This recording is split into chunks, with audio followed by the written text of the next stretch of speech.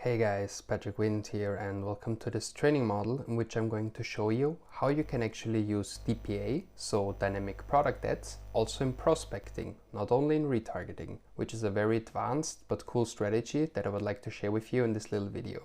So how can we do that? Well, basically if we create, for example, a new campaign, which of course has to be a catalog sales campaign, okay?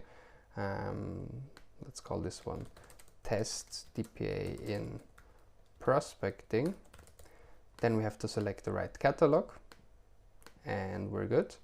And then now the true magic just happens on ad set level. So let's call this DPA in prospecting.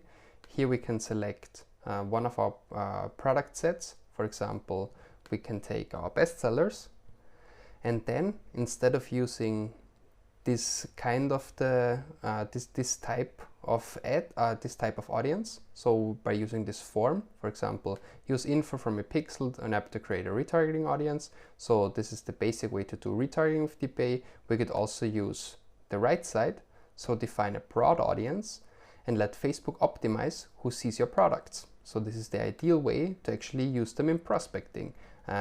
So we could either take a very broad audience, for example, just Spain, women, whatever, that are interested in bracelets.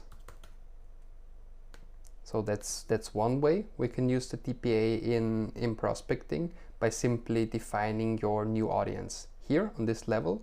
But you could also use a saved audience, so an audience that you have already created up front, okay? So instead of using this little form here or deciding here on a broad audience, you could use a saved audience, for example this one, and we're good on the audience part.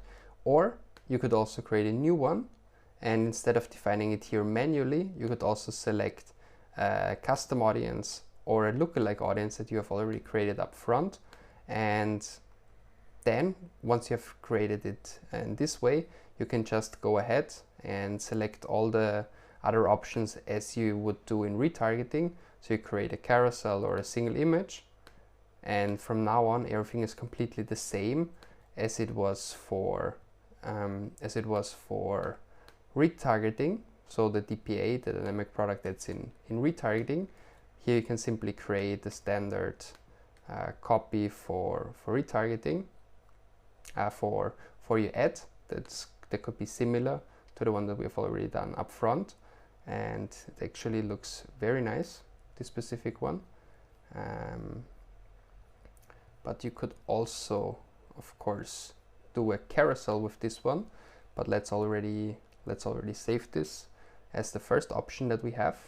But let's of course also create a carousel, because as we all know in DPA, the carousels, they work very nicely, because you can demonstrate not only one product, but actually your entire product set if you're interested in doing that. In our case, we have selected 5 products for the bestsellers. So we could easily duplicate it within the DPA in prospecting campaign, DPA in prospecting ad set. Here we can now change from the single image to actual multiple images in a carousel, okay? And that was very fast, because we didn't have to change anything. I always like to change to show a slideshow when available. For items with multiple images in the product feed, a slideshow will appear instead of single image. In our case, we do not have multiple images in the feed, but it's still great. So from the moment on, when we upload multiple images in the product feed, so if we do it on Shopify or on PrestaShop or WooCommerce or wherever you have uploaded your products, when you upload multiple images for each product, then the feed will upload automatically, and here we will create a slideshow. But this one already looks very nice, even though it's not a slideshow so far, but it looks very nice. So let's give it also the proper name. So this is a carousel, and let's publish it. And once it is successfully published, we can actually review it and see how these two ads perform in prospecting, right? So we are not using the DPA in retargeting anymore. I mean, that's something that we'll do, of course, as well, but we're using it in prospecting. And watch out, all the product catalog sales campaigns that you create on ad set level per default, they start with daily budget 100. So I recommend to lower it to 100, for example, in order to not spend everything, because in retargeting you wouldn't have the problem that it spends your entire budget.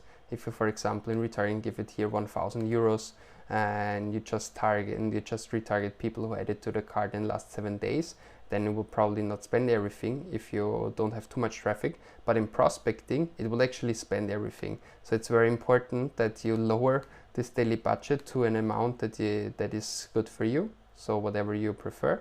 And we have chosen this lookalike audience, for example.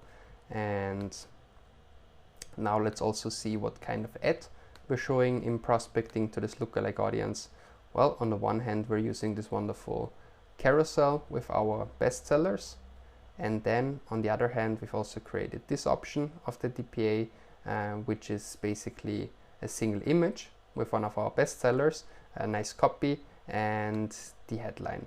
So that was it for this advanced idea of using DPA ads, not only in retargeting but also in prospecting, and I'm looking forward to your great results in getting new customers with this method. So thank you very much for listening, and see you in the next videos. Goodbye.